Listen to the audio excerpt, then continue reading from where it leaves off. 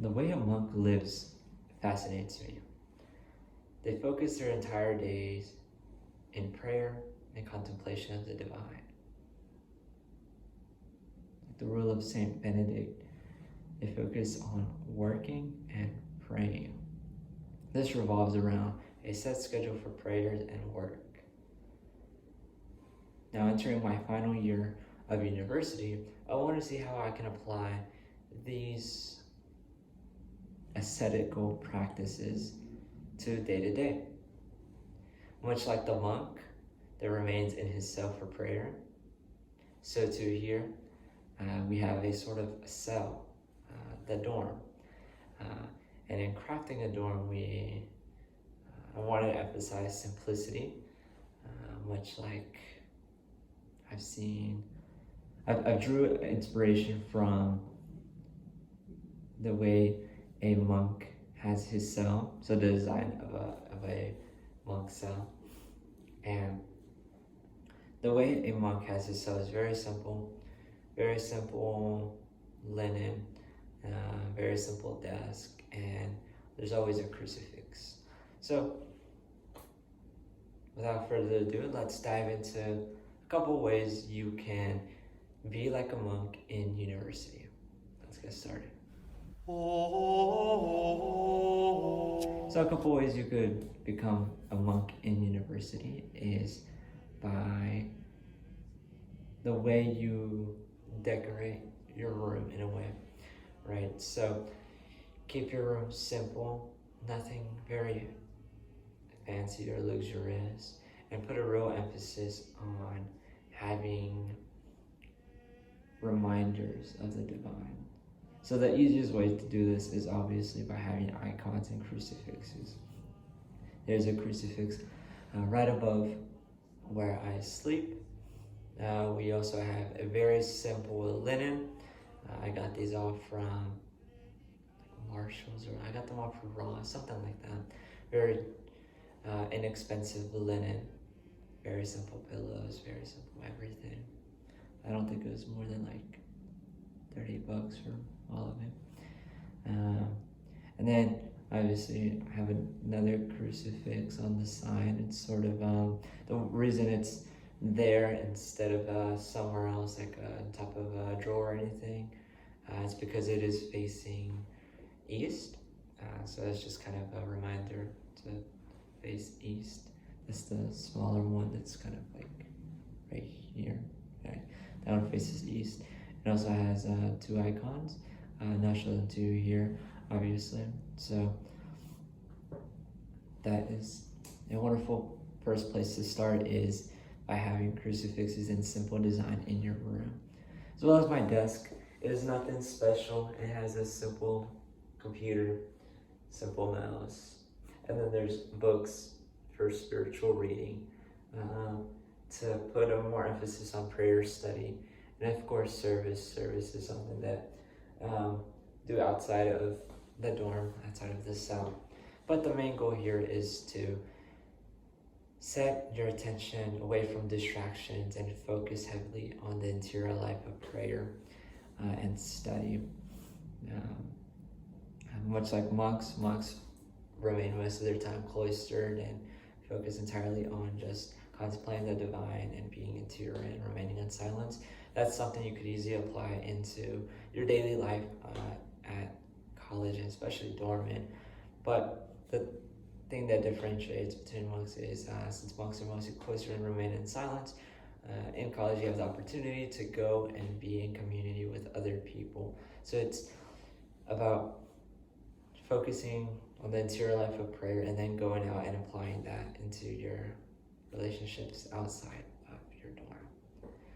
Second way we can be like monks in university is through prayer. And how we pray is we could focus on the liturgy of the hours. The liturgy of the hours is a set schedule of prayers that is done by all of the church.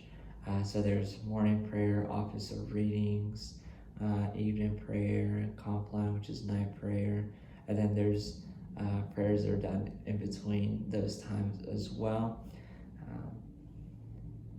There's also the invitatory prayer that's done at the beginning of every day before the first office. But the best practice to do is, what I like to do is the three main prayers. So obviously in the morning, do invitatory prayer, office readings, and morning prayer. And then later in the evening, do evening prayer. Before evening prayer though, I like to do the rosary, evening prayer. And then depending, you could either do the office readings in the morning, or you could do it in the evening. And then later on in the night, do compline, which is night prayer. And a basic structure you could follow is 7 a.m. to do morning prayer, office readings, and then invitatory. Following around 5 or 6 p.m. you could do the evening prayer, and then around 8, 9, latest sometimes 10, it really depends, but I think 9 p.m. is a good time to do compline. This is kind of like a little bit more flexible. It could be at 8 p.m., 9 p.m., 10 p.m. But the main structure is that as you go about your day, you have these set times to devote to prayer. And these prayers mostly involve usually like something to introduce the prayer, then a hymn, 3 songs, a reading, intercessions, and a concluding prayer. It's kind of like the basic structure. There's a little bit more to that, but it's kind of the basic structure. And in doing so, in mapping out your day around prayer, you're able to have a set routine day by day that you can follow no matter what. And in doing so, you wake up thinking about God. As you go about your day, you think about God. And as you go and finish the day, we give thanks to God and think of Him. So that way we can follow His commandment to pray always.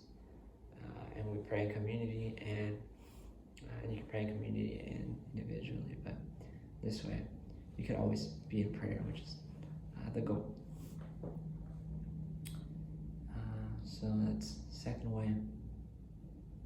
Oh, obviously, the third way we could live, you could imitate monks in university, is through simplicity. Most monks, monks usually take a vow of poverty, and so in voluntary poverty, a person gives up a good for a greater good. So we give up possessions to be more close to Christ, right?